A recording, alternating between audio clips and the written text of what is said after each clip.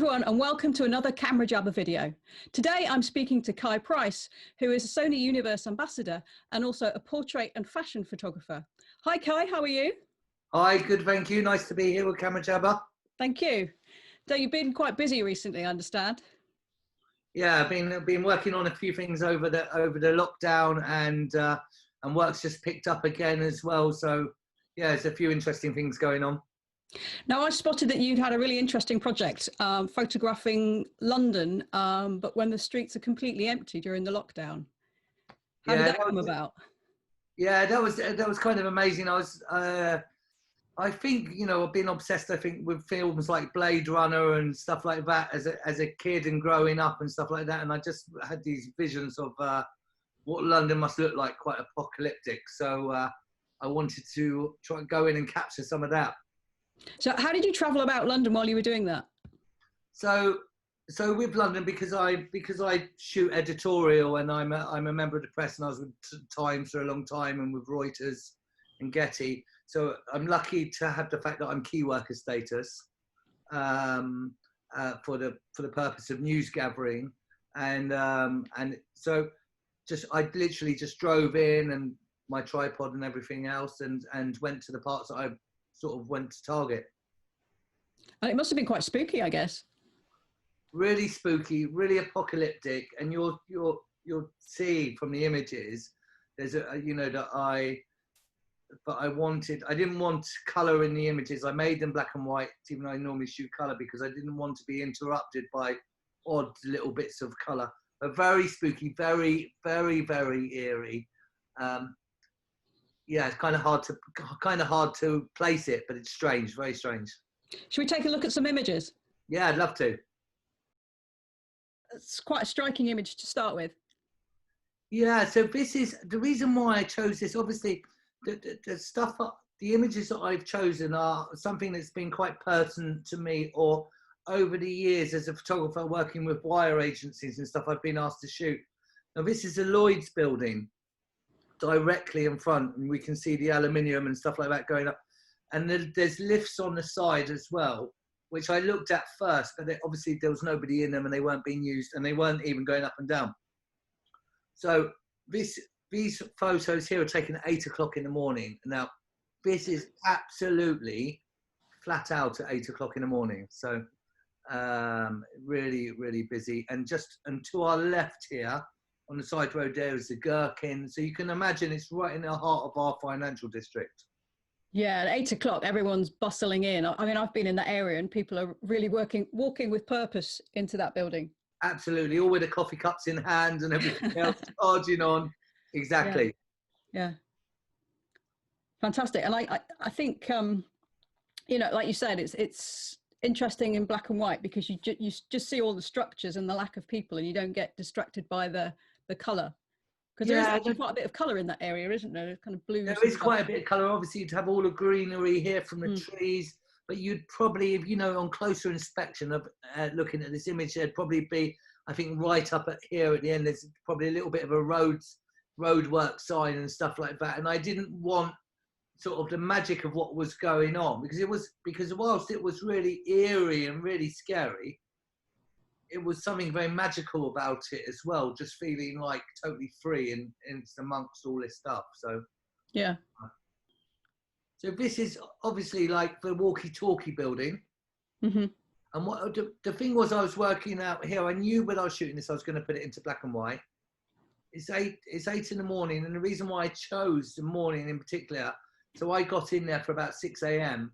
The reason why I chose is because I knew that you'd have that lovely side lighting coming in. So right. It was always about, with the city, it was always about shadows and light and just playing around with that in black and white. I mean, you've got the walkie-talkie building. I mean, there's absolutely not a soul to be seen. No. Astonishing. So obviously Leadenhall Market, which is on the back, this is, you know, this again, absolutely would be heaving, even with shops like Reese that wouldn't have been open yet, but the Lamb Tavern, that's open early doors. There's always a crowd out there. Yeah. So to see, and I just think the architecture around there is absolutely stunning. But it really is. And did you encounter anybody, you know, asking you what you were doing, or Nothing. no? Nothing at all. And people, it's funny that actually I'm not wearing one now, but let me just show, just for the purpose of the camera, right? So I'm always wearing these sort of, in fact, I'm going to wear it because people that know me, I'm always in my hat actually. So I'd be wearing a hat like this, and I'm on my own. I've got a little tripod, got my Sony camera in a wide lens, and nobody's bothering me. But the thing is, for me, you know, I don't look like a press photographer when I'm in the hats or anything like that. Yeah. So I could have easily been mistaken as a tourist, and anyway, I wasn't questioned. Yeah. Okay. Yeah. So you weren't trying to blend in, basically. I wasn't trying to blend in. Just wanted to go and get some nice images. So these are a little. They're not. Yeah. So anybody that knows Tate Modern. And bearing in mind, when I've shot these, I thought about doing big size prints. But this is this lady on the bridge here. Is absolutely covered up. She's got a scarf over her. She's on a mobile phone. You know, it's a hot day. You can see from the sun how bright it is. She's got a scarf over her face. There's no one around. And then this girl comes over the bridge. You know, I obviously know people are going to come over this bridge. That's why I was waiting there for it to happen. But I didn't quite expect that. So no. And having her in the picture really helps. You know, your eye goes straight to her. She's just in that perfect bit of light, isn't she? Yeah, for sure. And I think it just gives you an idea of volume and size and just how desolate everything is, really. Yeah. I mean, yeah, that bridge is normally bustling all day and night. I mean, that's a view I know very well. Well, that's a location I know very well, but I've never actually seen a shot like that of it. Okay. Are you quite high up and using a very long lens?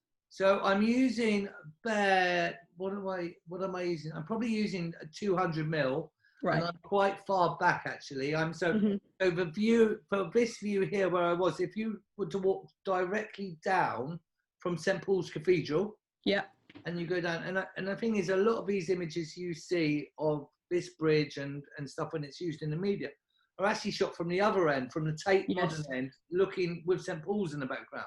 Yeah. Which I kind of didn't want, and I liked the sign that was on there at the time and stuff like that. See great art from around. Do you know what I mean? There was just things about it that I liked, and obviously I liked the turbine hall mirror. You know, that little bit of light and stuff. So so I didn't even walk over the bridge. I just knew that was where I wanted, and I was quite happy. But I think at the same time with all of this project was not to touch anything. But this was in the height of everything. This is the beginning of April. This is really in the height. So I didn't want to touch anything at all. So I just wanted to park my car, be a little self-contained unit. I had a mask on, I had gloves on, had my camera already on a very light tripod. Yeah. Purposely for that it could just stay on a tripod. I just put it down. And everything like that, and it even affected my exposures as well, actually, so that I wasn't shooting on too long exposure, but long enough that I could get the effects that I wanted. I love the shadows that you've got in this image. Oh, really, just really so much great stuff. That low light coming in. It's probably about 8:30 now, 8:30 coming up to 9 o'clock now, because this was just from, obviously I know where I walked and the timing and stuff like that. Yeah.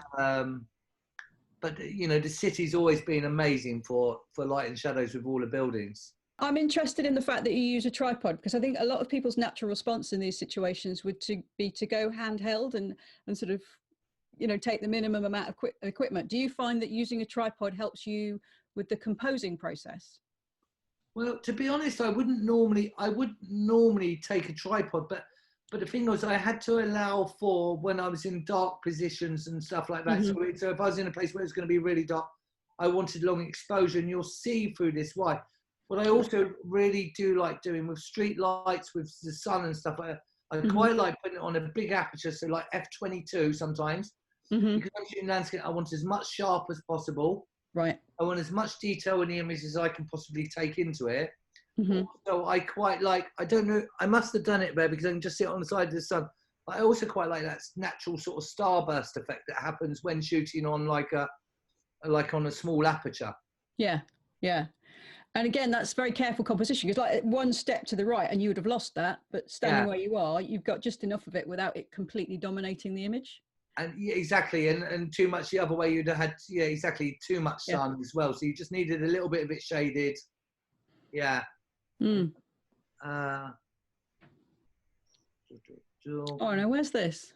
that is coming up from the old exchange. So right by the Bank of England. So the Bank of England just before you. Mm-hmm. That is going up then up onto towards Sushi Samba. And just the same, you know, it was a smaller road. It would normally be very busy as well. Mm-hmm. But there was little things like seeing the reflection of the building in place and stuff. Yeah. And also having nobody there, you know. Yeah. And you can see that the traffic lights are working because one of them's illuminated, but it's not controlling. Okay, yeah. Nothing Which there. is really interesting. And I think that around the city, there's so much.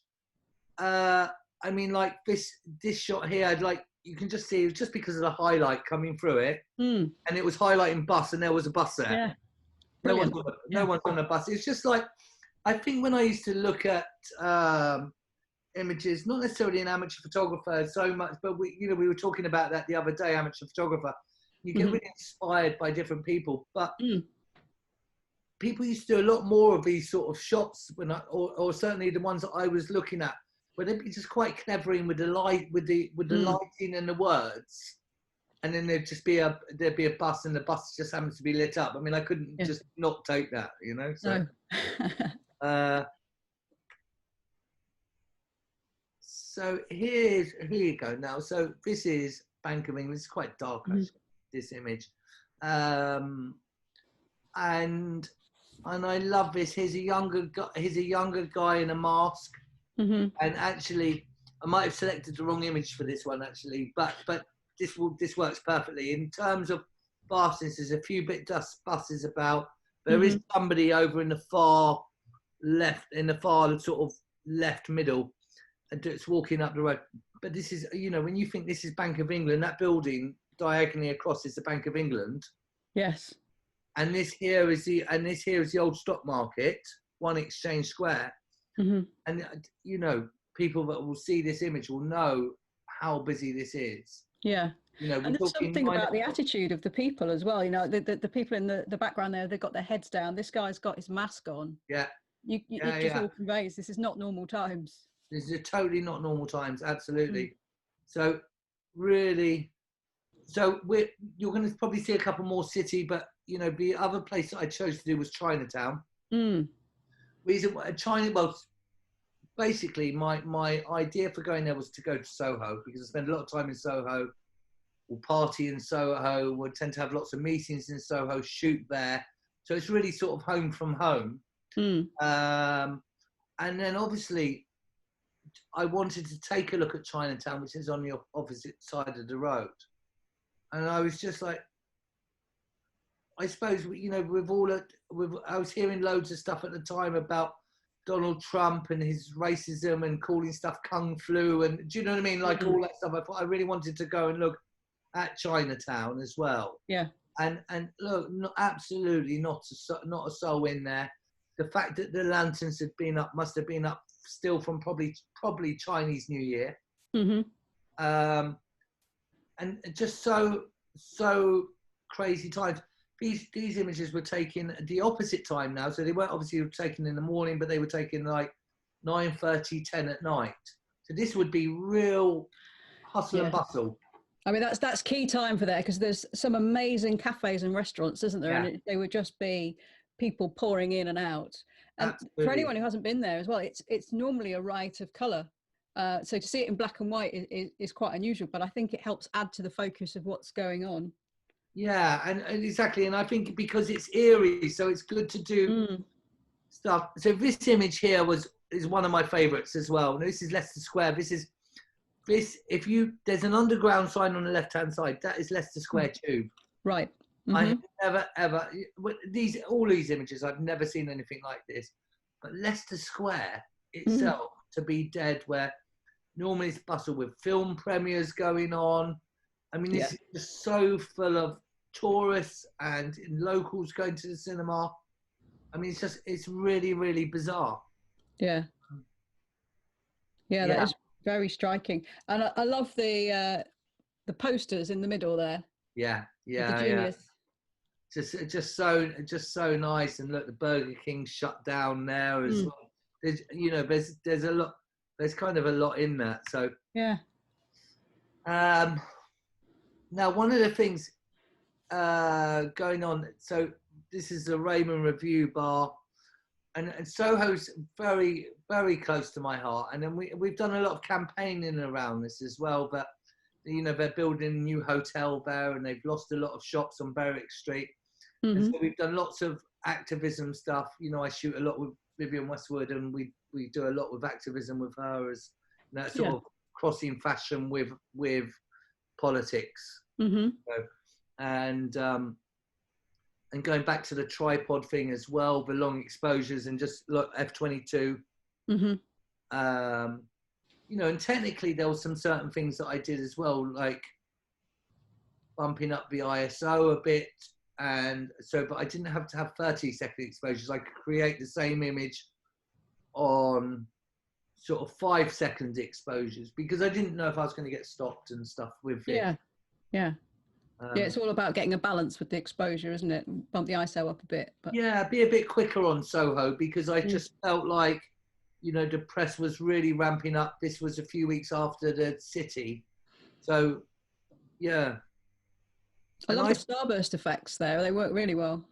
Yeah, and I just thought, because you're trying to find stuff. I mean, the thing is, for me, when you're doing a blank, bearing in mind, I don't shoot landscapes. And so when I'm shooting something blank, I'm looking for interesting factors to come into the image. You know what I mean? Because the reality is, it's an empty street. Do you know what I mean? It's it's mental to us because of what we've just been through with the pandemic and stuff. Yeah. It doesn't change the fact that it is still an empty street, but it's just trying to bring other stuff in, isn't it? Yeah. Yeah. Good angles in, good stuff with what lighting is available. Because normally, if you went into London and you had a tripod and set it up for a 5-second exposure at this time of day, firstly, that would cause lots of problems, because it would get in the way, and you might get moved on. But the other thing is, you'd get some really interesting effects, because you'd get people blurred in the shot with a 5-second exposure. So you get a sense of busyness and crowds, whereas these, actually, you can't really tell how long the exposure was, because there's just nothing. There's nothing at all, yeah. Exactly, and you're right. You could do some really cool things on the opposite way with trails and stuff. Yeah, yes, that's a good point. There's no traffic going through your images either. There's absolutely nothing. I mean, it was really eerie, and I was really proud of Soho at the time as well, because I was like, I live in the countryside now, and there was people out and about in the countryside. Not massively. It was very, but it wasn't this. Yeah, it wasn't this. And also iconic roads like Old Compton Street, it's very much a gay sort of capital here. It's very alive, and celebrity culture, just everything here is here. It's the most fun, vibrant place in the world for me. Yeah. And to see this was just so bizarre. Was that another part of your decision to make it black and white? Because you normally see it as being fun and vibrant, and you wanted to it's no longer vibrant. Yeah, I think so. I think subconsciously, I think and also I wanted these pictures to work with, the city. Yeah, yeah. And so I wanted to black and white, and I think that's right as well, because it was so desolate. There was no, the shop lighting in a lot of these places wasn't on as well. Really, so I think exactly the black and white definitely enhanced that stuff. Yeah, that's very spooky actually, because when shops turn their lights off, normally you think, right, they're closed down permanently. Something else is going to move in, but it's just actually they don't put them on because no one's going to be in for weeks. Yeah, absolutely. And back to Old Compton Street, and it's just the NHS and the different signs on the windows and stuff. Yeah. So it's nice that there was some nice sort of tributes going on, and you know, but the police drove past me, you know, about 5 or 6 times. Mm-hmm. I just waved to them in the end. Yeah, Well, you didn't show your press card or anything. They just. No, I didn't need to, and I had a letter on me as well saying that, you know, about news gathering and stuff like that. So Yeah. I was totally legitimately there, but because I was in a I was on my own. I wasn't hanging out with any other people from press or anything like that. Mm. I was just on my own, mask on, gloves, and just Yeah. moving around quite quickly. And I'm sure as an outlooker, if you'd have been seeing what I was doing, but I knew exactly the spots that I wanted to go. There'd been quite a bit of planning going into it first as well. Yeah. Let's have a look on the next. I like the lower angle of that shot. But yeah, because exactly that, I think that was the thing, wasn't it? It was, and that's another thing what the tripod allowed me to do. Mm-hmm. And being a small tripod, it was quite compact, so it could go really low, nicely low to the ground. Yeah. And it wasn't too heavy to walk around with and stuff like that. Yeah. So obviously GAY and the Mm-hmm. theatre next door, absolutely heaving. So I don't think I've ever seen this place closed. Do you know what I mean? It's like, Yeah. you know, in heaven and everything. So I think to see all this is really sort of quite bizarre. In fact, you can see actually on the bottom right hand side the karma circumference. There might have even been the police car actually. Yeah. There's a little trail coming down from the road there. So the only thing that was around was a police car. So I think that could have actually been the police car on a long exposure. Okay. And so all these sort of images was, you know, Bar Italia, another sort of big haunt for people that you can get coffee there up until 3 or 2 in the morning or something. So these would always have coffee tables outside, and it's quite a infamous bar, I suppose. Mm. I just noticed just outside the Bar Italia there's one sort of crushed cup, and that's actually the streets have in the other shots have been generally quite clean. I guess the cleaners have been through, and nobody's been through dropping any litter, so yeah, it's all quite clean. And what was also really strange as well with Soho, there's always so many homeless running around. There was no homeless running around. Right. Yeah. Hopefully they've been taken somewhere safe. Yeah, so I think a lot of them have been housed and stuff like that, and taken into hotels. But quite, you know, so stuff that I suppose you take for granted each day was really, really different. There you go. There's on the back of Chinatown. Yeah. Amazing the number of lanterns. Yeah, so I only can think that it was from Chinese New Year.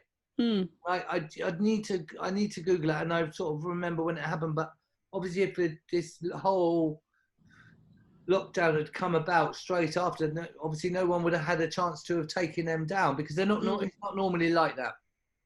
Not so much. Yeah, so it's usually pretty colourful, but not as many as that. So. Yeah. So those are the images that I sort of selected. Yeah. Obviously, I'd taken a load more. Yeah. But they were sort of some of the more predominant ones that sort of stood out for me, I think. And over what time period did you shoot these images? I mean, how many days or nights did you go into London? So there were, both times were only over 2. So one was over one morning. Oh, okay. And the other one, and this was just over one evening. Okay, so it was just the 2 occasions. So you got some very striking images. I kind of, because I'd put some prep in before, because I knew like both areas. I knew that where I wanted to go. I knew, but you know, you pick up the newspapers today, the chances are there's going to be an image of commuters or not at the moment coming over London Bridge. There's certain key things, key shots that really play a press in our daily imagery that we see on the media, on the press, on the BBC, or on Sky. So Soho was a bit different because it was more personal to me, but I knew that the landmarks on the cityscapes would be better known in a way. Yeah. And these images have been used in the press and the media, haven't they? Yeah. So the Metro have done a feature. I know the Evening Standard were looking at featuring them as well. So and I actually, funny enough, I haven't put them out to the press. We did, the press itself came on the back of doing an interview with Sony Alpha Universe. Right. and they were like, oh, actually quite a lot of people want to feature these. So yeah, so I actually hadn't put them out through the usual channels, through Getty and stuff like that. Yeah. Well, I think, you know, it's a really important thing to document, and you hit it at absolutely the right time, because as you say, it was the peak. So everybody, or I think the peak of everybody's anxiety, perhaps. And Yeah. so it really was absolutely empty. And now, as we know, it's probably starting to open up and things are filling up, which is great, but it's a completely different picture, isn't it? Totally different picture. And I think as well, that's why I made the decision only to go in twice as well, so that I wasn't out on the road. And I ride motorbikes as well, and it was really hard, I think, not going in on a motorbike to do this stuff, which I would obviously love to have done, but I didn't know that it was safe. It was safe to do. I just thought it was too much stress on the NHS, on myself, on my family. If you'd been unfortunate, had some sort of accident, I think it would have been not the right thing to have done. Yeah, and I think, you know, you've got the most important, most striking pictures. Yeah, exactly. And I think as well, finding a balance. Like, I would have quite happily, I would have quite happily have gone in every night, and I could have technically abused my power, right? Because I could have gone in every night. I had a legitimate thing to say it. I would have probably got, I'd have got a little bit of a break from home as well. All that stuff that's really affecting people and has been affecting them and their mental health and stuff like that. And especially, I think, as creatives, this process has been really hard, because a lot of people have lost their work, and all this other stuff has happened, and that's been really key for all of this, hasn't it? Is looking after, not just the actual getting the virus and hopefully not losing loved ones and stuff like that, but actually what's happening in our homes, how are people like coping and stuff. So it would have been quite easy to have been out every night, but I think that wasn't the right decision to do morally, and stuff like that. So and did it help you kind of process what was going on, or recognize the enormity of the situation or anything? Yeah, well, without a doubt. I can't even now, when we're talking about this and you try and describe what that was like, and to walk around the city with all those buildings, and that's our financial district, to be empty, and then obviously I'm certainly swayed by films that I've seen over the years and everything else, and it was just like, it was almost like watching a film that was dystopian or something like that, but it was set in 2043, or things like Blade Runner. I mean, Blade Runner was quite busy, but it was like out of a movie scene. Yeah, and I guess you have the soundtrack of your own footsteps as well. And that's exactly what you'd expect to hear, isn't it, in a film like that? Yeah, absolutely. Yeah, absolutely. Well, thank you so much for spending time with us and sharing those images. They are incredible, really, and I think a really important document of some of what we've been through. Brilliant, lovely. Thank you, Angela. Bye. Nice. Bye.